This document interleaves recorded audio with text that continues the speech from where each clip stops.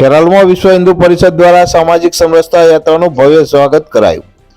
ખેરાલુ ખાતે સવારના સમયે ડીજે સાથે વિશ્વ હિન્દુ પરિષદની સામાજિક સમરસતા યાત્રા ખેરાલુ શહેરના અલગ અલગ માર્ગ પર થઈને અંબાજી માતાના મંદિર આગળ પહોંચી હતી।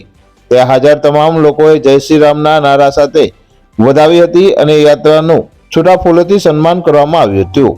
ત્યારબાદ સમૂહમાં આરતી કરવામાં આવી હતી, જેમાં નગરના હિન્દુઓ મોટી સંખ્યામાં ઉપસ્થિત રહ્યા હતા અને આ આરતીમાં સહભાગી બન્યા હતા અને હિન્દુ સમાજને જગાડવાનો પ્રયાસ કરવામાં આવી રહ્યો હોવાનું જાણવા મળ્યું હતું। આ જાગૃતિ લાવવા માટે આ રથ અલગ અલગ વિસ્તારોમાં ફરી રહ્યો છે।